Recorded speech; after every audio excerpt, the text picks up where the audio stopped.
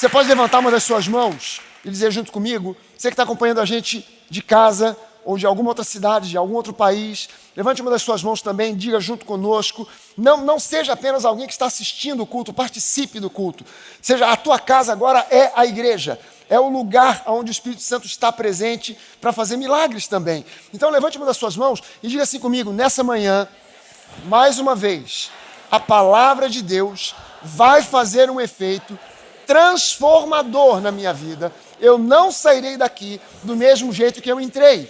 Eu sairei transformado, abençoado, mais semelhante ao meu Senhor Jesus, em pensamentos, em palavras e em ações. É para isso que você vem à igreja. Principal motivo pelo qual você vem à igreja. Você vem para ouvir a palavra, uma palavra que te conduza a uma revelação maior de Jesus Cristo. Para que você se torne cada vez mais semelhante a Ele, em pensamentos, palavras e ações. E eu hoje quero falar sobre alguma coisa aqui para você, que é uma base fundamental para que a vontade boa, perfeita e agradável de Deus se cumpra na sua vida todos os dias. Eu quero falar sobre o fato de que você e eu somos uma nova criação em Cristo. Você pode olhar para a pessoa que está do seu lado e dizer para ela, em Cristo você é uma nova criação. Uma nova criação em Cristo. Em Cristo você e eu somos uma nova criação, nós somos uma nova criatura. Isso é algo importantíssimo de nós como crentes entendermos. E eu sei que tem gente que às vezes assume uma postura que é uma postura extremamente arrogante, de dizer assim, não, eu já aprendi tudo o que eu precisava. Essa postura, ela demonstra, na verdade, uma profunda ignorância da palavra de Deus. Porque a palavra, ela foi criada e projetada por Deus para trazer sobre nós revelação a cada nova abordagem que a gente faz. É para que nós olhemos para a palavra e consigamos enxergar mais e melhor Jesus. E a revelação de quem Jesus é, ela não cessa, ela não para. Ela é contínua, ela é constante. Por isso que a Bíblia diz que Deus nos conduz de glória em glória. É graça sobre graça, conduzindo a gente de glória em glória. O apóstolo João talvez pudesse se gabar. Já conheço tudo sobre Jesus. Convivi com ele 3 anos e pouco. E eu sei quem Jesus é. Eu conheci Jesus, eu sei a altura de Jesus, eu conheço a aparência dele. Eu sabia exatamente qual era a cor do cabelo, da barba, dos olhos de Jesus. Convivi com ele. Eu reclinei minha cabeça sobre o ombro, sobre o peito de Jesus. Aí, de repente, na ilha de Patmos, Jesus aparece e João nem reconhece. Porque Jesus aparece e ele olha e o que ele vê, caramba, cabelos brancos. Não, essa não era a cor do cabelo de Jesus, quando eu o conheci aqui na terra. Olhos como chamas de fogo. Não eram esses os olhos que eu conheci de Jesus. Vestes brancas com um cinturão de ouro na altura do peito. Não eram essas as roupas que Jesus usava quando eu o conhecia. Era da sua boca saindo uma espada afiada de 2 gumes. Caramba, não era assim que eu reconhecia Jesus. Os seus pés polidos como bronze. Não eram esses os pés que eu conheci de Jesus. Mas Jesus estava se revelando a João em outro aspecto que João não conhecia. Então nós precisamos entender o seguinte, o que eu conheço de Jesus é muito bom, mas eu quero mais. Você pode dizer isso, eu quero mais da revelação de Jesus na minha vida. Ele é o centro de todas as coisas, ele é o centro da sua vida. Ele é a pessoa, a figura mais importante em todo o universo. Sabe, se você lê uma biografia de alguém que você conhece e admira demais, eu sou fã de leitura de biografias, eu adoro ler biografias. E geralmente a gente compra a biografia de uma pessoa que a gente fala, cara, eu quero conhecer mais a respeito dessa pessoa. Quero conhecer mais sobre Nelson Mandela, eu quero conhecer mais sobre Martin Luther King, eu quero conhecer mais sobre Michelle Obama. Aí você vai lá e compra a biografia daquela pessoa. Mas, gente, a pessoa mais importante no universo de você conhecer é Jesus. E não adianta só conhecer a biografia dele, quem ele foi. É preciso que você conheça quem ele é. E eu quero trazer de volta para você essa base a respeito de quem nós somos em Cristo. E eu quero lembrar para você que existe uma campanha histórica no mundo, que ela muitas vezes é velada, ela é subliminar, às vezes ela é explícita, mas é uma campanha para detonar a palavra de Deus, para descredibilizar a palavra de Deus. E descredibilizando a palavra de Deus, se descredibiliza Jesus. Existe essa campanha histórica. E o pior é que a própria igreja tem atuado como o seu pior inimigo, fornecendo material farto e vasto para os seus críticos e opressores. Então eu queria começar esse culto de hoje, essa mensagem de hoje, com um lado bem racional. Eu não vou começar falando para você hoje sobre, aqui agora, nessa primeira parte, nessa introdução, eu não vou falar para você sobre fé, eu vou falar para você sobre razão. Razão. Graças a Deus, quem costuma frequentar a Nova é inteligente. Vou repetir porque você de repente ficou calado, e é bom que você diga amém para um negócio desse, que é para você o filme não ficar queimado, pelo menos com a pessoa que está do seu lado, que viu você ficar calado. A Nova costuma ser frequentada por pessoas inteligentes. Aleluia. Depois de Darwin foi o camarada que consolidou a teoria da evolução. Darwin não inventou, não criou a teoria da evolução. A teoria da evolução já existia antes de Darwin. O avô de Darwin foi um dos principais evolucionistas na Inglaterra. Darwin só foi aquele cara que consolidou essa teoria, que na verdade, não é uma verdade estabelecida. Não se trata de uma verdade estabelecida, porque nunca foram encontradas provas científicas e arqueológicas de que a teoria da evolução é a realidade e ponto final. Nunca. Aliás, Darwin, no seu livro, que a maioria das pessoas cita, mas a maioria das pessoas nunca leu, A Teoria da Evolução das Espécies, se você quiser, eu tenho o livro, posso emprestar para você, mas ao mesmo tempo já digo para você que não empresto. Eu conheci uma pessoa que dizia assim, olha, quem empresta livro é burro. Porém, mais burro é quem devolve. Então, quando eu ouvi isso, eu falei, opa, é melhor, deve ter gente que conhece essa teoria desse meu amigo aí, e é bom não emprestar, porque os meus livros eu prezo demais. Lá em casa tem uma biblioteca. Estou precisando de um bibliotecário, uma bibliotecária para me ajudar para organizar, porque às vezes eu fico uma semana procurando um livro. Tem mais de 500 livros lá em casa, então só de Bíblia tem mais de 60. Aí eu fico procurando um encontro, aí eu dou bronca na esposa, nos filhos, na empregada, em todo mundo, e de repente eu vejo que fui eu mesmo que botei em outro lugar, que eu depois não lembro. O próprio livro de Darwin, a Teoria da Evolução das Espécies, ele diz que se nunca fosse encontrado pelo menos um fóssil de uma espécie transicional que mostrasse que um animal X foi transicionando, disso virou aquilo e daquilo virou aquilo outro, a teoria dele poderia ser jogada no lixo. Nunca ninguém encontrou, de espécie alguma, mas também nunca ninguém jogou no lixo a teoria do cara. Todo mundo pensa que é a verdade absoluta. Depois de Darwin, esses ataques à fé tomaram um tom diferente, um tom novo. E o tom agora é ciência versus religião. Se você defende a ciência, você é uma pessoa inteligente. Se você defende a religião, você é uma pessoa ignorante. É assim que a coisa é colocada. Ah, você é crente? Coitado, eu acredito na ciência. Porque quem não acredita em ciência é uma pessoa tapada, burra, ignorante, está vivendo há 300 milhões de anos atrás. Isso aí poderia ser uma verdade, ou tido como uma verdade, até que alguém começou a fazer certas contas, certos cálculos. A pergunta que gerou uma porção de cálculos foi, já que tudo veio do nada, mas na verdade do nada nada vem? Mas já que tudo veio do nada por coincidência, qual é a chance, a probabilidade de uma célula simples, uma ameba, um ser unicelular, sem cérebro, sem sistema nervoso, somente uma célula? Qual é a probabilidade de uma célula simples evoluir, se desenvolver por um processo natural não direcionado?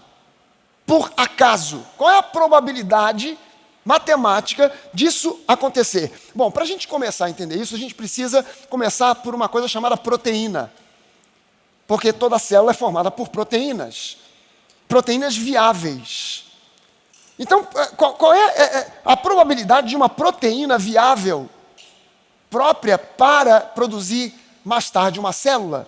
Qual é a probabilidade de uma proteína ser criada por um processo de acaso? Imagina o seguinte, uma imensa sopa com uma montoeira de aminoácidos. São 20 os aminoácidos. Alguns são essenciais, a gente chama de essenciais, outros não essenciais. Os não essenciais são aqueles que a gente tem que ingerir, porque o nosso corpo não produz. Então são 20 os aminoácidos. Esses aminoácidos, quando se juntam uns com os outros, formam aquilo que a gente chama de proteína. Qual é a chance de, numa sopa, que só com aminoácidos, deles se encontrarem, se juntarem e formarem uma proteína que é viável para vir a produzir, para cooperar com outras proteínas para produzir uma célula? A probabilidade disso acontecer é de uma probabilidade. Eu acho que não sei se ficou projetado do jeito que deveria. Saiu, ficou, graças a Deus, porque no meu iPad estava saindo, não estava elevando. Ali saiu errado, porque na verdade é 10 elevado a 164. O que é 10 elevado a 164? É o número 1 seguido de 164 zeros. Você sabe dizer que número é esse? Eu não sei. Até 1 bilhão eu vou bem. Depois disso começa a complicar. Eu ainda falo trilhão, quatrilhão, quintilhão, sextilhão, mas eu já nem sei se eu estou falando certo, eu já estou botando o português em perigo. É um número gigante de uma possibilidade em 10 elevada a 164. Agora, isso para formar uma proteína. Agora, a chance de uma única célula vir a existir por acidente ou coincidência é de 1 em 10 elevado a 340 milhões, bilhões. Milhões ou bilhões? Deixa eu ver aqui, 340 mil bilhões. 1 elevado a 340 é o número 340 seguido de 340 bilhões de zeros. Eu não faço ideia de como se chama esse número. Esse número é o que os matemáticos chamam de Google. Google é um número que é tão infinito, tão infinito, tão infinito, que não dá nem para você dar nome para ele. É um número inimaginável. Agora, veja só o seguinte. Meio copo de areia contém mais ou menos 1 milhão de grãos de areia. Se você pegar um desses grãos, nesse meio copo de areia, e marcar esse grão, e eu disser para você, encontre esse grão aqui, no meio desse 1 milhão, qual a chance que você acha que você tem de encontrar esse grão em meio copo de areia? Para pensar um segundo. É um grãozinho no meio de 1 milhão, em meio copo só de areia. Qual é a chance de você achar esse grão de areia nesse meio copo de areia? Bom, são necessários 1 milhão desses meio copos para você encher uma piscina redonda. Uma piscina desse tipo aqui, ó. Vou mostrar uma imagem de uma piscina dessa para você. Uma piscina dessa que a gente usa aqui para batismo, uma piscina que a gente usa aí para brincar com as crianças. Cadê a imagem da piscina? Está ali. Para você encher uma piscina que tenha 1,82 m de fundura por 9 metros de diâmetro, você precisa de 1 milhão desses meio copos de areia. Qual a chance que você acha que você tem agora de achar aquele grão de areia dentro dessa piscina? Não sabe? Quem já ouviu falar de um lago nos Estados Unidos chamado Lago Tahoe? Lago Tahoe, mostra aqui a imagem do Lago Tahoe. Olha, isso é uma imagem do Lago Tahoe. Esse lago, ele fica entre o estado de Nevada e a Califórnia. Ele faz parte da fronteira entre a Califórnia e Nevada. Dá uma olhada só, que lago lindo. Tem uma outra foto aqui do Lago Tahoe. Cara, férias no Lago Tahoe. Vamos sonhar, gente. Olha lá, aquilo ali foi em 2004, quando eu estive lá. Nunca fui, gente, nunca fui. Aquilo ali não sou eu, não, fazendo stand-up paddle. Esse lago, ele tem 19 quilômetros de largura, 35 quilômetros de comprimento, e você precisa de 1 bilhão. 1 bilhão daquelas piscinas de 1,82 m de fundura por 9 metros de diâmetro para encher esse lago aí de areia. Qual a sua chance de encontrar aquele grão de areia agora aí, nesse mundaréu de areia no Lago Tahoe? Você acha difícil? Você acha que seria possível achar aquele grão? Você não viu nada. A gente precisaria de 1 bilhão desses lagos para encher o volume da terra de areia. 1 bilhão desses lagos para encher a terra de areia. A probabilidade agora de você encontrar aquele grão de areia na terra, num volume de areia do tamanho do planeta Terra, a possibilidade de você encontrar aquele grão de areia é de uma chance em 10 elevado a 30. É um número 3 seguidos de 30 zeros. Eu acho que tem aqui, eu acho que eu escrevi o número. Projeta ele aí para mim. Vê se não está aí. Está lá? Gente, tu imagina se você ganhasse essa grana aqui na loteria. Tu não joga, não vai ganhar nunca. Tu imagina só. É zero que não acaba mais. Mas essa é a chance, essa é a possibilidade. O que significa esse número aqui? Gente, para você ter uma ideia, qual é a chance que você teria de ganhar na Mega Sena fazendo um jogo simples? Um jogo só, simples. Você não jogou com 30 jogos e tal. Um joguinho simples. Eu não sei nem como é que joga na Mega Sena. Como é que é? Sena é o quê? Quantos números? 4, 5, 6? Você joga, né? Tá. Depois a gente conversa. 6 números. Você escolheu 6 números, jogou, fez uma aposta. Não sei nem quanto custa, R$5, sei lá. Você foi lá e fez uma aposta. Qual é a tua chance de, fazendo um joguinho desse, ganhar? A tua chance de ganhar na Mega Sena fazendo um jogo simples é de uma chance em 50 bilhões, 63 mil, 50 milhões, 63 mil, 860. Para você ter uma ideia do que isso significa, é o seguinte: imagina que eu botasse nesse paredão aqui um monte de discos. Eu botasse 50 milhões, 63 mil, 860 discos brancos. E eu botasse, na verdade, não 56 mil ou milhões, eu botasse 56 milhões, 63 mil, 859 discos brancos e um disco vermelho. Tapasse os seus olhos, entregasse na sua mão uma arma e dissesse: você pode dar um tiro, e com um tiro você tem que acertar o disco vermelho. Você poderia acertar o disco vermelho? Poderia. Qual a sua chance? 1 em 50 milhões, 63 mil, 860. Se você quiser, eu poderia dar para você 50 milhões, 63 mil, 860 balas para você ir tentando até acertar. Porque essa seria a tua possibilidade. Agora, olha só. Bota de novo o número aqui, aquele número de 1 elevado a 30. 50 milhões, 63 mil, 860 quando você começa a ver esse número aqui, nesses primeiros 3 zeros, o número ainda é maior. Mas quando você chegou já no segundo, os 50 milhões já ficou para trás. A chance de você ganhar na loteria é maior, com um jogo simples, é maior do que você agora encontrar aquele grãozinho de areia no meio do volume da Terra. Agora, a coisa piora, porque seriam precisos 100 milhões de planetas terras para encher o volume do Sol com areia. A gente precisaria de 1 trilhão de sóis para encher o sistema solar.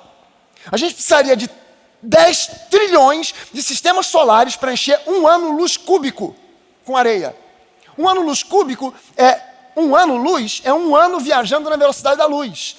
Aí você tem esse cubo imaginário que tem 1 ano-luz, 1 ano-luz, 1 ano-luz. Largura, altura, profundidade. Você precisaria de 10 trilhões de sistemas solares para encher 1 ano cúbico de luz. Você precisaria de 100 trilhões de anos cúbicos luz para encher o volume da Via Láctea. E você precisaria de 10 bilhões de vias lácteas para encher o universo que a gente conhece de areia. Qual é a chance agora de você encontrar aquele grãozinho de areia lá do início? A tua chance de encontrar aquele grão de areia no universo inteiro que a gente conhece, a tua chance seria de 1 chance em 10 elevado a 96. A tua chance de encontrar aquele grão de areia no universo conhecido, não é no planeta Terra, não é no meio copo, não. No universo conhecido, a tua chance de encontrar aquele grão de areia é de 1 chance em 10 elevado a 96. O número 1 seguido de 96 zeros. Que número é esse? Não sei. Mas esse número ainda é infinitamente menor do que o número da chance que você tem de formar uma proteína viável numa sopa de aminoácidos. É infinitamente ainda melhor, tem mais chance do que você formar uma célula ao acaso. E isso eu não estou levando em conta a informação que tem dentro da célula. Porque todo mundo sabe que informação é fruto de inteligência. Informação não é fruto do acaso. Amém? A informação não é fruto do acaso. Informação é fruto de inteligência. Não estou nem levando em conta a informação que tem dentro da célula. Então veja bem o seguinte. Eu até entendo e admito que alguém não creia em Deus. Mas será que essa pessoa não crê na matemática? Porque você acreditar, é por isso que eu digo o seguinte, é preciso muito, mas muito mais fé para ser ateu do que para ser crente.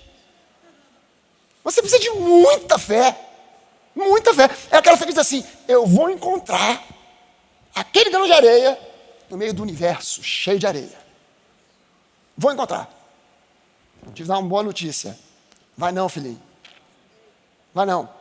Você precisa de muito mais fé para não crer em Deus do que para crer. Gente, a própria ciência diz o seguinte, qualquer coisa que tenha uma probabilidade menor do que 1 elevado a 70, do que 10 elevado a 70, perdão, é impossível de acontecer. Qualquer coisa. É claro, eu estou falando de possibilidade menor, quanto maior o número da potência, menor a possibilidade vai ficando. Né? Então, se a minha chance é 1 em 10 elevado a 30, isso ainda é melhor do que 1 chance em 10 elevado a 50. Porque 1 chance em 10 elevado a 50 é menos chance do que em 1 em 10 elevado a 30. Então, gente, é por isso que eu quero convidar você hoje a exercitar essa fé, que é mais fácil de ter e crer na palavra do que naquilo que a própria ciência muitas vezes diz para nós, que muitas vezes muda. Você sabe que a ciência vira e mexe e muda, não é? Por quê? Porque os cientistas estão sempre pesquisando. Quem aqui é nutricionista? Ó, tem a Tati aqui na frente, quem mais? Quem mais? Tem nutricionista aqui, tem lá atrás, tem... Gente, vocês que são nutricionistas, vocês se lembram o dia que o ovo ganhou habeas corpus? Saiu da cadeia? Porque o ovo estava preso, condenado à prisão perpétua. No Brasil nem existe, mas o ovo foi condenado à prisão perpétua. Não, o ovo mata. E de repente algum advogado entrou com um recurso e conseguiu liberar o ovo da cadeia. E agora o que estão dizendo para você? Coma 4 ovos por dia. Mas 4! Com gema e tudo. Eu sei que isso aí, logicamente, obviamente que muda de nutricionista para nutricionista. Não, come um ovo ou 2, enfim. Mas a recomendação agora é coma ovo. Porque ovo é o melhor alimento que existe. Caramba, já foi o pior. A ciência muda, ela evolui, ela pesquisa, mas a palavra de Deus, ela não muda. Ela não muda. Ela pode se descortinar, ela pode se apresentar com mais entendimento, mas ela não muda. A gente muda, a palavra não muda. E eu preciso reafirmar para você aqui, lembrar você que nós estamos vivendo o ano aceitável do Senhor. E o ano aceitável do Senhor tem outro nome, Nova Aliança. E a Nova Aliança se expressa no Novo Testamento. Nós não somos gente do Antigo Testamento. Não existe doutrina para a igreja no Antigo Testamento. As doutrinas que Deus tem para a sua igreja estão todas elas no Novo Testamento. Elas aparecem no Antigo Testamento de forma velada. Elas aparecem de forma em sombras, em tipos, mas ela é revelada para nós na Nova Aliança, no Novo Testamento. Então eu e você estamos no Novo Testamento, na Nova Aliança. E no Novo Testamento, na Nova Aliança, diz para nós assim, 2 Coríntios 5,17. E assim, se alguém está em Cristo, não será, uma nova criatura, é parte de uma nova criação. As coisas antigas já passaram e eis que tudo se fez novo. Meu irmão, se isso aqui para você for poesia ou simplesmente teoria, você está mal. Para a maioria dos cristãos, isso aqui é apenas poesia. Para a maioria dos cristãos, isso aqui é profecia. Não, isso um dia vai acontecer. Um dia eu serei nova criatura. Paulo foi assim, poético, dizer quem está em Cristo é nova criatura. Mas ainda tenho muito. E tem gente que faz uma mistura. Não, eu sou uma nova criatura, mas ainda tem muito da antiga criatura. Há uma luta em mim, da velha criatura com a nova criatura. Gente, a minha velha criatura não briga com a nova por uma razão simples. Simples. A minha nova criatura, quem eu sou em Cristo, está vivo e a velha criatura morreu. Quer dizer, você botar um vivo para brigar com o morto, quem é que ganha? Geralmente, que eu saiba, é o vivo. Porque o morto não reage.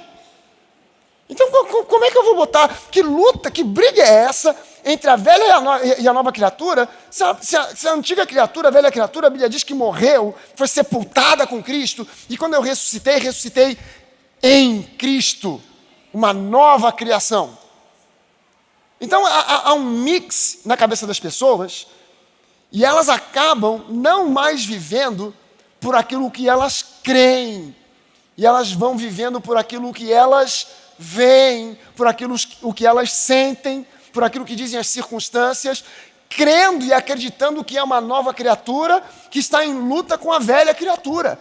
E o diabo está de longe, dizendo assim, posso tirar férias, o pastor me ajudou um bocado, porque mostrou para a pessoa que ela não tem que lutar contra as minhas influências, ela tem que ficar lutando consigo mesma, ela tem que ficar lutando contra a velha criatura, que ela não sabe, mas o diabo sabe. Morreu, foi sepultada. Morreu e foi sepultada. Entenda bem o seguinte, Deus em Cristo, Ele não fez uma reforma no seu espírito. Deus não pegou, olhou e falou assim, olha, Bené Gomes aceitou Jesus. Ele falou para o pessoal do céu, o time da reforma do céu. Bené Gomes aceitou Jesus. Por favor, time da reforma. Vamos lá, começa lá. Olha, tem um buraco ali, está faltando um tijolo acolá, esparadrapo, iodo, álcool e tal, e band-aid e tal, em faixa. Aí vem o Bené aqui para cantar ao único com a cabeça enfaixada, esparadrapo, ponto que levou e tal. Está reformado. Reformou. Não, Deus não fez uma reforma no seu espírito. Deus não fez uma reforma. Deus matou a velha criatura. Tirou de você a velha natureza e colocou em você uma nova natureza, que não é mais a natureza pecaminosa, não tem a ver com a natureza pecaminosa. A natureza pecaminosa foi uma herança de Adão. Essa herança foi removida de nós e foi colocada em nós uma nova natureza, Zoe, a vida do próprio Deus, a natureza do próprio Deus. Então, quando eu olho para o meu passado, eu não estou me vendo, eu estou vendo quem eu fui um dia. Quando você começa a olhar para o seu passado, quem eu fui, olha só o meu passado. Cara, esse passado, se não foi sepultado, você começa a pensar nele, você está tirando do seu espírito força e está dando força para a tua alma. E a alma tem um problema. A alma, nós somos um corpo, um espírito, o ser humano é um espírito. Pastor, o ser humano é um espírito? É um espírito. Mas caramba, o que eu estou vendo aqui é carne. Não, mas a carne é só a parte material que Deus nos deu para a gente ter expressão no mundo físico. Por que as pessoas ficam endemoniadas? Porque os espíritos demoníacos, como não têm corpo, não teriam como se expressar no mundo natural. Então eles tentam entrar na vida de alguém para ter como se expressar no mundo natural. E aí leva a pessoa para todo tipo de desgraça. O demônio manipula a pessoa para levá-la para todo tipo de desgraça. Porque a única maneira que ele tem de se expressar no mundo natural é possuindo alguém. Mas você é um espírito que possui uma alma e habita num corpo. Paulo fala sobre isso quando ele escreve aos Tessalonicenses. Eu acho que eu botei o versículo aqui. Ele está se despedindo dos Tessalonicenses. Acho que o pessoal está procurando lá. Olha só, 1 Tessalonicenses 5:23. O mesmo Deus da paz os santifique em tudo, e que o Espírito, que no grego é pneuma, sopro de Deus, o Espírito, a alma, psique, que é a sede da mente, sentimentos, pensamento, inteligência, emoções, está tudo no nível da alma. E o corpo, soma, a parte física de vocês, sejam conservados íntegros e irrepreensíveis na vinda de nosso Senhor Jesus Cristo. Paulo não disse assim, e que o espírito de vocês esteja íntegro e o resto que se dane. Não, o espírito, a alma e o corpo. Ele botou numa ordem, o espírito, a alma e o corpo. Porque o ser humano é um espírito. Pastor, o ser humano é um espírito? Claro. Nós fomos criados à imagem e semelhança de Deus. Jesus disse isso, né? Deus é espírito. E importa que os seus adoradores o adorem em espírito e em verdade. Se Deus é espírito, nós somos criados à imagem e semelhança de Deus, o que é que nós somos? Espírito. A gente possui uma alma. Agora, alma e espírito é difícil de você separar. Porque a Bíblia diz lá em Hebreus que somente a palavra de Deus é uma espada, é como uma espada afiada de 2 gumes, apta para separar, para dividir osso e medula. Paulo colocou isso, o escritor aos Hebreus colocou isso na frente, dizendo a palavra é uma espada capaz, ela é apta para dividir osso e medula. Meu irmão, se você pegar uma espada para dividir osso e medula, você vai destruir o osso e a medula. Se você já doou medula óssea para alguém necessitado, para alguém que precisou, você sabe que ninguém abriu a lateral aqui, do seu ilíaco ou da sua coxa, do fêmur, pegou um bisturi e foi lá no osso cutucar. Não, quem colheu a medula óssea foi com uma agulha, porque se ele for com um bisturi abrir para martelar o osso, ele destrói o osso e a medula. Então, separar osso e medula não é um processo simples. Tá tudo misturado ali. Então, só a palavra de Deus, não é o bisturi do homem, é a palavra de Deus que tem a capacidade de separar osso e medula, e ele usa essa ilustração para explicar para a pessoa entender o que vem a seguir. Ela é apta para separar osso e medula, alma e espírito. Então, didaticamente, a gente ensina. A alma é uma coisa, espírito é outra. Mas, na prática, é difícil de separar os dois. Agora, quando Adão pecou, o que morreu em Adão não foi a alma, foi o seu espírito. A Bíblia diz que Adão, quando provou do fruto da árvore do conhecimento do bem e do mal, ele morreu, não é isso? Biologicamente ele morreu? Não, continuou vivo. Biologicamente ele estava vivo, mas espiritualmente ele morreu. O que significa morte espiritual? Morte espiritual é separação de Deus. Ele se viu separado, ele que tinha até então comunhão plena com Deus, ele se viu separado. Separou de Deus, separou da fonte. O espírito morreu. Morreu o espírito, o que aconteceu? Alma e espírito dá para separar mole? Não dá. Morreu o espírito, o que aconteceu com a alma? Aí o homem passou a andar por aquilo que ele vê, por aquilo que ele sente, por aquilo que dizem as circunstâncias. Ele começou a ser dirigido pela sua alma e não mais pelo seu espírito. Aí começou a dar ruim. Começou a dar ruim. Porque hoje eu estou apaixonado por você. Paixão é do espírito ou é da alma? Ah, é da alma. Então hoje eu estou apaixonado por você, amanhã eu já não estou mais. Então toma o teu rumo, eu tomo o meu, porque a paixão acabou. Claro, você estava se relacionando com a pessoa com base na alma. E a maioria das pessoas se relacionam umas com as outras com base na alma. Amizade, relacionamento de casamento, de tudo com base na alma. A alma gigante. E o espírito, a pessoa vai para a igreja. Ela se converteu, ela é uma nova criatura. Mas o espírito continua miúdo, atrofiado. A alma continua gigantesca. Aí Paulo faz um apelo para a igreja. Meus irmãos, eu imploro a vocês. Romanos capítulo 12, eu imploro a vocês, por tudo que é mais sagrado, pelas misericórdias de Deus, que vocês apresentem o seu corpo como sacrifício santo e agradável a Deus, o que significa apresentar-se para servir o próximo. Esse sacrifício não é você chegar para o pastor, pastor, hoje eu quero ser o sacrifício do dia, a bola da vez. Deitarei na plataforma, o pastor pode vir com o facão e meter na goela, porque eu sou o sacrifício do dia. Não, você se oferecer como sacrifício, é você se oferecer para servir. Aí Paulo diz, eu imploro a vocês, apresentem-se para servir e renovem a sua mente, porque se apresentando para servir e renovando a mente na palavra, aí vocês vão experimentar a boa, perfeita e agradável vontade de Deus. A pessoa se converte, ela não faz nem uma coisa nem outra. E ela não faz não é porque ela não quer, ela não faz porque ela não é ensinada. Ela está num lugar onde ela está ouvindo abobrinha, onde ela está ouvindo, ao invés de pasto verdejante, é palha. E aí, resultado, a alma vai ficando cada vez mais inflada. E o espírito está lá, esperando, doido para crescer. E ela, depois de 20 anos, continua sendo uma criança espiritual, um bebê espiritual. Porque ela não cresceu. Ela não foi adiante. E quando você vai a Efésios capítulo 4, do versículo 11 em diante, o apóstolo Paulo começa a dizer, olha, Jesus concedeu à igreja os 5 dons ministeriais.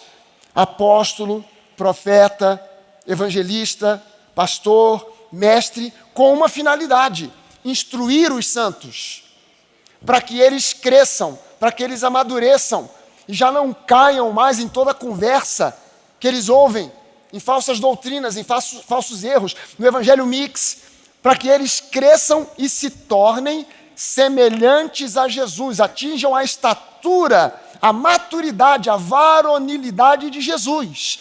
E aí, atingindo esse estado, eles não mais serão jogados para lá e para cá por todo o vento de doutrina, pela artimanha dos homens, através da qual induzem ao erro. Mas, seguindo a palavra, a verdade, em amor, a própria igreja edifica a igreja. E ela cresce em qualidade e em número. Mas olha o convite inicial. Cara, o convite inicial é um recado, não para a igreja, mas para os pastores, apóstolos, evangelistas, mestres, para aqueles que estão no ministério. Cara, a tua função não é simplesmente pregar qualquer coisa, é pregar a palavra que traga crescimento, entendimento e maturidade, para que as pessoas se tornem mais semelhantes a Jesus. Aí você vai a certas igrejas, você vê a pessoa semelhante a um monte de coisa, menos a Jesus. O que é aquilo? É um espírito atrofiado e uma alma agigantada. Aí a pessoa está sempre chorando os traumas, as dores do passado e tal, e ela precisa de muita terapia. Ajuda o teu terapeuta, por favor. Dá uma força para o teu terapeuta. Renova a tua mente na palavra. Você vai encurtar esse tempo. Eu não estou dizendo para você abandonar o terapeuta. Eu não estou dizendo para você que psicólogo é inútil. Eu não estou dizendo para você que coach é desnecessário. Tem gente que interpreta de uma forma tão imbecil as coisas que eu falo. Desculpe o termo. Alguns dias, eu fico nervoso, eu até gaguejo. Alguns dias atrás, eu falei aqui uma frase simples, vou repetir para você. Qualquer coach pode pregar uma mensagem motivacional. E vou repetir, qualquer coach pode ministrar uma mensagem, uma palavra motivacional. Qualquer um pode. Eu estou dizendo com isso que coach é do diabo? Se eu disser assim, tem algum médico aqui? Deixa eu ver, tem algum médico? Tem uma aqui na minha frente, aleluia, minha esposa cuida de mim. Tem mais algum? Lá atrás. Vem cá, levanta um instantinho aqui, chega aqui perto aqui, vem cá. Doutora, vem cá. Não seja tímida. Como é teu nome? Suelen, qual é a tua especialidade? Você é dermato. Depois preciso conversar contigo. Me diz uma coisa, se eu dissesse aqui assim, você é especialista, né, você fez alguma ou pós-graduação ou residência, alguma coisa que te levou para ter o título de dermatologista, não é isso? Mas você é médica, antes de ser dermatologista, você é médica. Você já teve paciente que te procurou com dor de cabeça? Ou parente, amigo, e você passou uma simples novalgina? Já aconteceu isso já, né? Se eu disser assim, qualquer médico pode passar uma novalgina por uma dor de cabeça, você ficaria ofendida se ouvisse eu dizer isso? E por que você não ficaria ofendida? Porque eu não estou dizendo que o médico que receita novalgina é um médico fuleiro. Eu estou dizendo que qualquer um, seja dermatologista, cirurgião vascular, seja ginecologista, o que for, tem um conhecimento suficiente para reconhecer que aquela dor de cabeça não é um aneurisma roto, não é uma coisa grave e que pode passar com uma dor de cabeça, mas não é ofensivo, não é verdade? De forma nenhuma. Obrigado pela tua ajuda. Depois a gente conversa, depois do culto a gente conversa. Aí eu não consigo entender, o cara vai no Instagram e bota mensagem, e não sei o quê, pelo amor de Deus, cresce. Não estou falando nada contra e nada contra. Porém, entenda bem, a realidade é, mensagem motivacional, qualquer coach pode dar. Tem alguma coisa de errado com mensagem motivacional? Nada de errado, nada, absolutamente nada. Mas a palavra de Deus ungida, só quem tem chamada de Jesus, que é instruído por Jesus. Ponto final. O cara pode até ser coach, o cara pode até ser médico, o camarada pode até ser qualquer coisa, ou pode não ser nada. Ele pode ser um simples funcionário de uma empresa que não tem diploma de nada. Mas se Deus ungiu, ele tem unção para pregar a palavra. Uma coisa, é um princípio teológico, gente, que a gente ensina na escola bíblica, que se você não aprender, você já nem faz a escola bíblica. Se você está pensando em um dia fazer o Nova College, já aprende essa. Princípio teológico número 1 do Nova College. Uma coisa é uma coisa, outra coisa é outra coisa. Se o sujeito não aprender isso, já não vai dar certo. A alma agigantada faz com que a pessoa perca a visão da cruz. Ou olhe para a cruz, não com revelação, mas com sentimentos. Ah, Jesus, tadinho de Jesus. Sofreu tanto, olha lá ele pendurado, sangrando. Cara, eu fui assistir aquele filme, já virou um clássico, A Paixão de Cristo, do Mel Gibson. Eu fui numa sessão que só tinha pastor. Pastor, pastora, esposa de pastor e tal. Fomos eu e a Denise. Eu assisti ele mais de uma vez. E numa sessão que eu fui convidado, só tinha pastor. Quando pegaram Jesus, amarraram naquele poste, começaram a flagelar Jesus, começou. Eu vi uma choradeira e eu dizendo, glória a Deus, amém. Cada uma dessas chibatadas aí é uma enfermidade que está indo embora. Pelas pisaduras do Senhor, eu fui sarado. Porque as pessoas olham para Jesus com sentimentos e não com fé. Tadinho de Jesus, sofreu tanto e tal. Irmão, você consegue entender que Jesus estava preparado para aquilo? Ele se preparou para aquele sofrimento físico e emocional antes da fundação do mundo. Ele não veio ao mundo e quando chegou assim, no dia que ele foi preso, ele tomou aquele choque. O quê? Condenado o quê? A cruz! Oh! Eu não sabia. Oh, Pai! Não, Jesus, se ninguém fosse lá para pregar os pregos, ele mesmo ia pegar o martelo e ia botar. Porque ele veio ao mundo com esse propósito. O sofrimento de Jesus não foi físico, não foi emocional, simplesmente Foi algo espiritual. Pela primeira vez em toda a eternidade, Jesus experimentou o que o homem já estava acostumado. Separação de Deus. Deus meu, por que me abandonaste? Eu nunca experimentei isso antes. Eu não sabia o que era isso. Está separado de Deus. Jesus, Deus, porém agora ali como homem, cara, eu não tinha ideia de que era isso. Eu não tinha a mínima ideia de que era isso. Jesus veio para se identificar conosco. Ele passou por tudo que a gente passou. Ele foi tentado em todas as coisas, ele sofreu em todas as coisas, porque ele quis se identificar comigo e com você. Quando você passa por poucas e boas, Jesus não olha e fala assim, não estou entendendo porque essa pessoa está gemendo. Ele sabe por quê. Ele passou, ele já esteve lá, e ele está lá com você. Você não está sozinho no problema. Você não está sozinho no sofrimento. Você não está sozinho na sua dor. Você está com ele está ali do teu lado. Se você está chorando, ele está chorando com você. Você está se alegrando, ele se alegra com você. Porque ele tem identidade com você.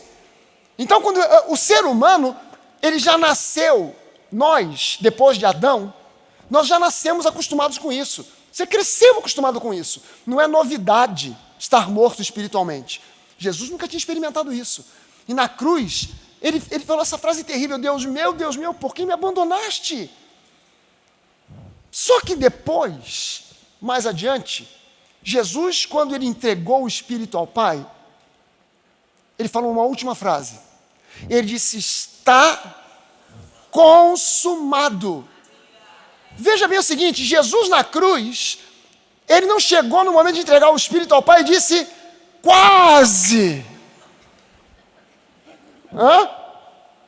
Jesus não disse quase que deu, mas faltou. Não, está consumado, está resolvido, fechou o pacote, tem nada mais para resolver. Então agora, eu preciso entender quem eu sou na minha nova identidade. Não tem psicólogo no mundo que vai conseguir acessar isso, porque o psicólogo só pode acessar a minha história. Quem eu fui, o que aconteceu, meu relacionamento com o pai, com mãe, com o professor, com o amigo, com isso, com aquilo, os problemas da vida. O psicólogo pode acessar isso. Ele pode te ajudar? Pode. Mas acessar o teu espírito, só o Espírito de Deus consegue fazer isso. É Ele que sonda o coração do homem. É o Espírito de Deus que sonda o coração do homem. Esse termo coração, ele aparece na Bíblia, e no Antigo Testamento muitas vezes ele é confuso, porque muitas vezes o coração está falando do espírito, outras vezes está falando da alma, dos sentimentos.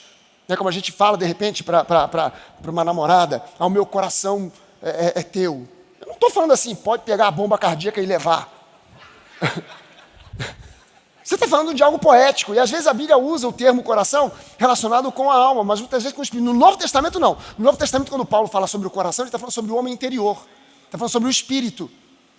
E a gente agora precisa compreender que eu preciso conhecer como é que bate o coração de Deus, para que o meu coração bata no ritmo do coração dele. Eu preciso ter essa comunhão, essa proximidade com ele. Eu preciso entrar no Santo dos Santos, para que o meu coração pulse no ritmo do coração dele. Eu preciso de mais e mais revelação de quem ele é e de quem eu sou nele. Porque se eu ficar focado apenas na minha alma, eu vou viver eternamente com base em sentimentos. Eu sinto, não sinto, gosto, não gosto, e estou com medo porque as circunstâncias, e não vai dar certo porque as circunstâncias estão dizendo, e eu preciso entrar num outro nível que não é o átrio. A maioria dos crentes hoje está vivendo no átrio. E o átrio do Antigo Testamento, o átrio do tabernáculo, o átrio do templo de Salomão, o átrio é lugar de sacrifício. O átrio corresponde à cruz. No átrio você encontra apenas 2 utensílios do tabernáculo. Você encontra o altar do sacrifício e a bacia para lavagem das mãos e dos pés do sacerdote ou do sumo sacerdote. Só que esses 2 elementos eram feitos de bronze. E bronze é um metal na Bíblia que significa juízo. Então o que significa o altar do sacrifício? Jesus, a cruz, o sacrifício de Jesus na cruz do Calvário. Oferta queimada, o holocausto. Se você pegar o livro de Levítico e for ler o livro de Levítico, eu sei que na maioria das Bíblias aqui, a maioria de nós aqui, se tentar abrir um livro de Levítico, as páginas estão tudo coladas. Sabe quando você compra uma Bíblia nova, que você vai abrir e faz aquele... Aí você começa a descolar. Aí já está descolado lá, Mateus, Lucas, João, Efésios, 1 Coríntios, Romanos, mas Levítico ainda está tudo grudado. Se você pegar e for ler, capítulo 1, 2, 3, 4, 5, 6, 7 de Levítico, fala sobre as 5 ofertas possíveis. A primeira oferta que ele cita eram 2 ofertas compulsórias, obrigatórias, e 3 voluntárias. Ele começa falando da oferta voluntária do holocausto. O que é o holocausto? É uma oferta queimada. Uma oferta que tinha que ser queimada até virar cinza. Aí, olha só, a descrição dessa oferta é a maior de todas as outras ofertas. A descrição. E ele fala o seguinte: você tem 3 possibilidades de fazer a oferta queimada, de fazer um holocausto para Deus. Você tem 3 modos. Você pode oferecer um novilho, é um boi jovem, ou você pode oferecer gado miúdo, que é ovelha ou cabrito, ou você pode oferecer um pombo, uma rolinha, um pássaro. Ele fala do maior para o menor. Novilho, gado miúdo, ovelha ou bode e o pássaro. Para o povo de Israel, isso falava de capacidade financeira. Se você tiver grana para adquirir um boi para ofertar, não oferte uma ovelha ou um cabrito para o holocausto. Mas se você não tiver, vai no cabrito ou vai na ovelha. Mas se você tiver dinheiro para comprar um cabrito ou uma ovelha, não compre uma pomba, não compre uma rolinha, não compre um pássaro. Mas se você não tiver dinheiro, compre o pássaro. Você sabe que a Bíblia diz para nós e mostra que essas ofertas apontam para Jesus. São 5 tipos de ofertas para revelar Jesus. Então esse boi revela Jesus. Essa ovelha, esse cabrito que podia ser ofertado como oferta queimada, revela Jesus. Esse pombo, essa rolinha revela Jesus. Mas também fala muito a nosso respeito. Jesus disse o seguinte: cara, vocês conseguem entender que vocês valem muito mais do que os pardais? O pardal era um animal que podia ser, um pássaro que podia ser ofertado. Então quem não tinha grana, não posso ofertar uma ovelha, não posso ofertar um cabrito, não posso ofertar um boi, mas eu posso ofertar um pardal. Vocês não valem muito mais do que pardais? Era a oferta mais barata, mais simples. Mas essas 3 ofertas, essas 3 possibilidades de fazer um holocausto, uma oferta em gratidão, uma oferta queimada em gratidão a Deus, ela fala de níveis de revelação de quem Jesus é. Uma revelação menor, uma rolinha. Uma revelação um pouco maior, uma ovelha, um cabrito. Mas a revelação que Deus quer que você tenha é o boi. A primeira letra do alfabeto hebraico, o Aleph, é a imagem da cabeça de um boi. E boi, o Aleph, representa o líder, aquele que vai à frente, que é forte, mas é manso e humilde. É grande, mas não se gaba, é humilde. Há pessoas na igreja que têm uma revelação de Jesus que é só uma pombinha. Outros já conseguiram entender Jesus num nível mais elevado, mais profundo. Cabrito, ovelha, mas o que Deus quer é que você consiga enxergar uma revelação ampla. O boi, que te conduz. Você é visto por Deus como um novilho, um boi novo. Jesus é o boi velho. Por isso ele diz para nós: venham a mim vocês que estão cansados, sobrecarregados, e eu vou dar para vocês direção, eu vou dar para vocês descanso. Tomem sobre vocês o meu jugo. O que é um jugo? Um jugo é uma canga. No Nordeste, um jugo se chama canga. É uma peça de madeira que você bota ligada a uma carroça ou a um arado, e você bota 2 bois para puxar. Você bota um boi velho e um novo. O velho já está acostumado. Ele conhece o caminho da roça. O novo não conhece. E o velho vai ensinar para o novo. Então o velho vai andando na direção, porque ele tem que passar aquele arado, ele já conhece aquele campo, ele sabe que ele tem que ir por um lado, voltar pelo outro, ir de novo. E o boi novo, ele não quer acompanhar, ele quer ir pelo caminho que ele quer. Não, esse terreno está muito cheio de pedra, esse negócio está muito ruim, eu não estou gostando, tem muito mato, vamos por aqui. Aí ele quer puxar o boi velho, olha para ele e faz assim.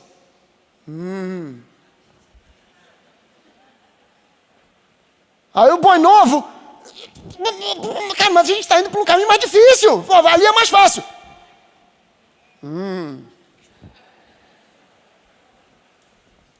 Até que esse boi novo aprende e entende que o boi mais velho conhece o caminho, já passou pelo caminho, sabe que ali é o melhor caminho, sabe que ali é por onde o dono da plantação quer que eles passem.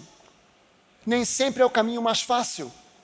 Mas quando você sai do volante e senta na carona e deixa Jesus dirigir, você pode passar por poucas e boas, mas você vai chegar num lugar de grandes bênçãos.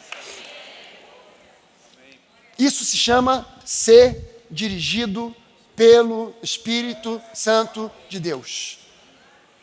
Mas quem não é dirigido pelo Espírito Santo de Deus vai ser dirigido por alguma coisa. Pelo quê?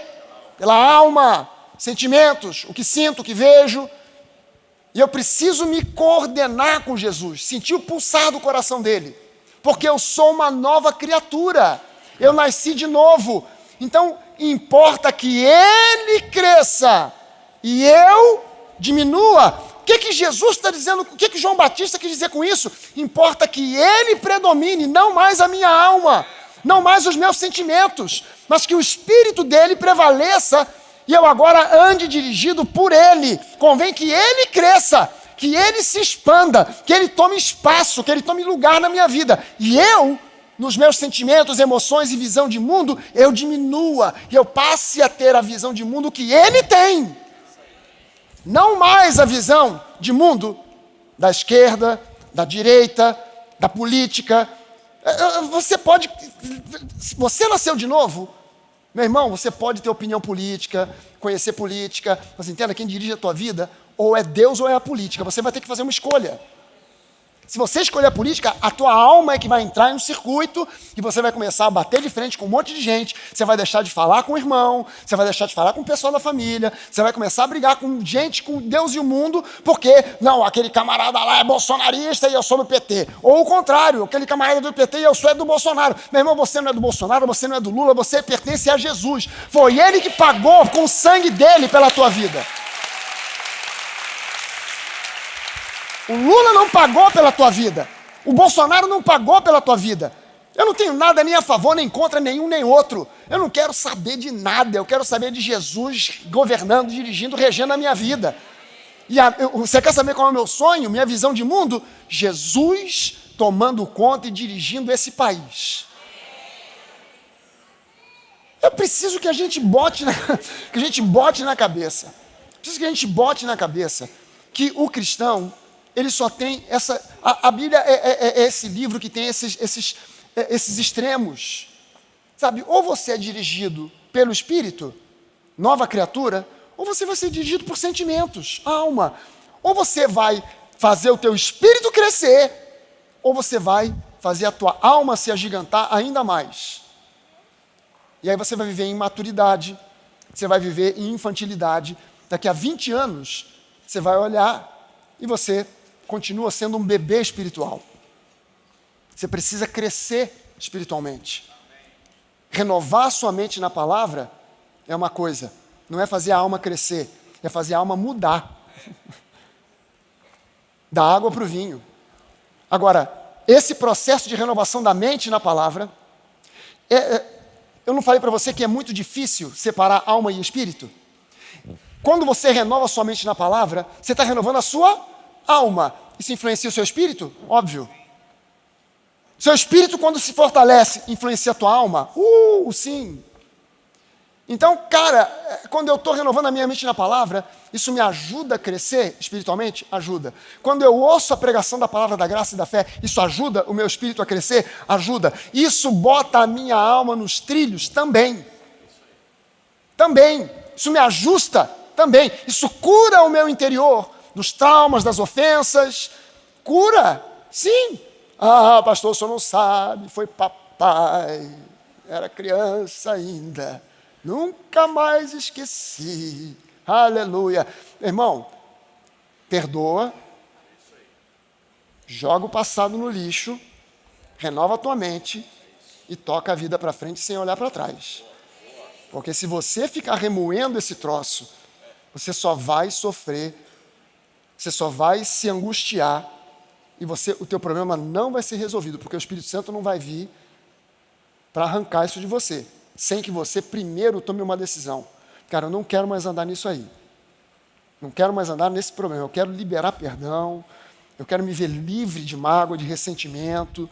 Eu quero ser livre para amar Jesus, o meu próximo e até mesmo a pessoa que me ofendeu, que me magoou, que me traumatizou. Eu quero ser livre.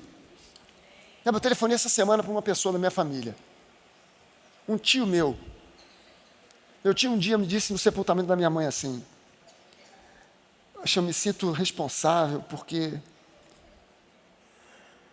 teu pai acabou conhecendo a segunda esposa. Teu pai e tua mãe estavam brigando. E aí o pessoal aconselhou para ele fazer uma viagem de navio para esfriar a cabeça. E nessa viagem ele acabou conhecendo a mulher que virou a segunda esposa dele. Eu fiquei com essa culpa e tal. E aquilo não bateu bem dentro de mim. Aí essa semana eu telefonei e falei: tio, esquece esse troço. Porque a minha mãe te amava tanto. Tu não sabe, ela te admirava. Ela achava você um cara tão gente boa, tão gente fina. Ela gostava demais de você. Cara, eu não sabia. Meu tio começou a chorar do outro lado. Ele falou: meu sobrinho, você não sabe o tamanho do peso que você está tirando das minhas costas. Você não sabe o quanto esse telefonema me fez bem. Como eu te admiro, meu sobrinho. E tal, começou. Aí do lado de cá eu comecei também.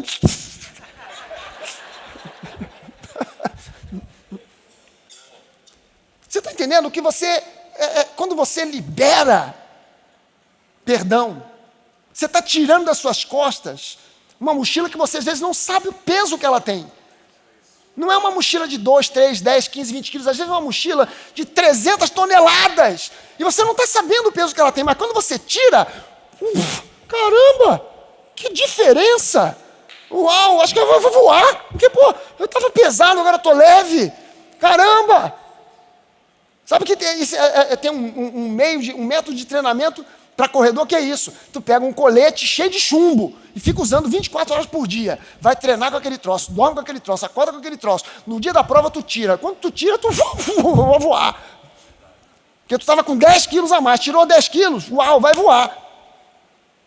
Cara, você é uma nova criatura em Cristo. Você é uma nova criatura em Cristo. Você não tem que ficar carregando fardo, peso, acusação, condenação. Isso é do diabo para tentar te prejudicar. João 10, 10. O ladrão vem somente para roubar, para matar, para destruir, mas eu vim para que vocês tenham vida, Zoe, e tenham vida em abundância. Sabe, quando Jesus disse para Nicodemos: você precisa nascer de novo, Nicodemos, deu um nó na cabeça do cara. Como assim? Nicodemos, não estou falando de coisas naturais, físicas, estou falando para você de coisas espirituais. Jesus estava dizendo a Nicodemos: toda a religiosidade do mundo não resolve o problema de qualquer ser humano diante de Deus. É necessário nascer de novo. Esse não é um evento físico, é nascer do Espírito Santo. Sem isso não consegue ninguém consegue sequer visualizar o reino de Deus, quanto mais entrar nele. É necessário nascer de novo. Você nasceu de novo? Meu amigo, o novo nascimento não depende de sentimentos, de sensações, de emoções, de estudo teológico, de cursos, de meditação profunda, ritos ou rituais religiosos, muito menos de uma herança familiar. Nascer de novo só depende de uma decisão. Você tomou essa decisão? Então se aprofunda nessa decisão. Anda de acordo com aquilo que Jesus já te dirigiu para você ser. Amém, gente? João 4, 24. Só para a gente terminar aqui.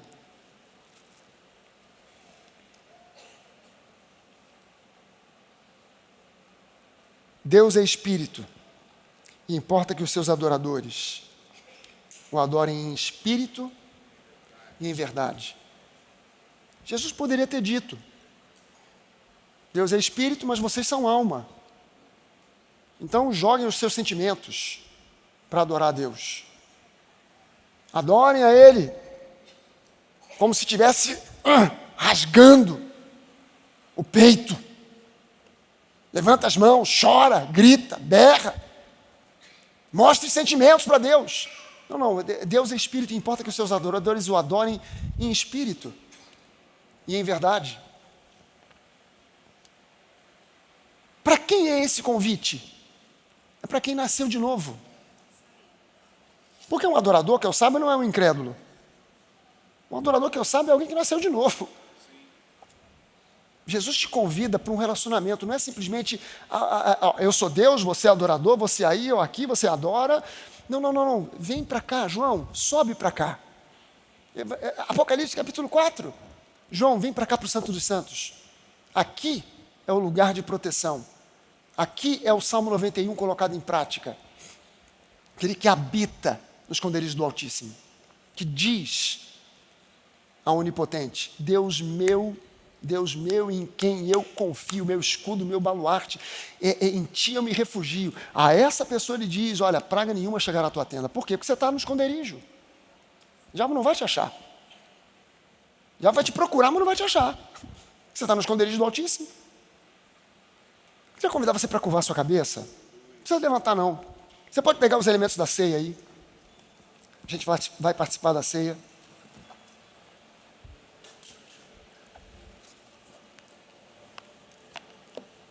E eu quero convidar você para a gente gastar um minutinho que seja, adorando a Deus.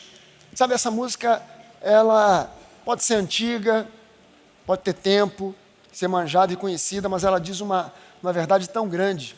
Ao único que é digno de receber honra, glória, poder, adoração. Ao único que é digno de receber toda a honra, toda a glória. Sabe, foi Ele quem pagou o preço. Foi Ele quem foi à cruz por nós. Não precisava ter ido. Não precisava ter ido. Ele podia ter ficado na dele e dito: olha, se virem, deem seu jeito. Não foram vocês que arrumaram a encrenca? Agora então arruma a solução. Minha parte eu já fiz. Vim aqui, preguei, anunciei o reino. Agora cada um que dê seu jeito. Não. Jesus foi até o fim.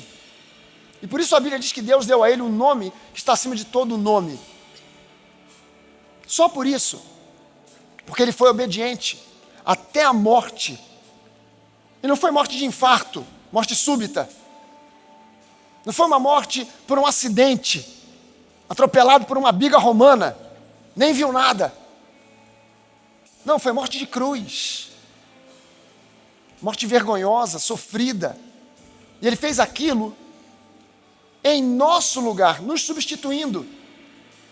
Você consegue entender que Deus, quando a Bíblia diz e mostra para nós que alma e espírito estão tão intricados que é difícil separar, Deus não está dizendo para mim e para você assim: seja agora de borracha, esquece os sentimentos. Esquece isso. Não, você foi criado com sentimentos. Deus tem sentimentos. A Bíblia não diz que Deus se alegra, não diz que Deus fica irado. Não, Deus tem sentimentos. E Ele nos criou com sentimentos. E é bom quando você adora a Deus com os seus sentimentos, mas não fique limitado aos seus sentimentos. Não fique pensando porque você não chorou ou porque chorou demais, é aí que Deus não viu ou ouviu a sua adoração. Creia que Ele habita em você, no teu espírito, que Ele te ama profundamente, incondicionalmente. Sabe, deixa eu fazer uma pergunta aqui antes da gente participar da ceia.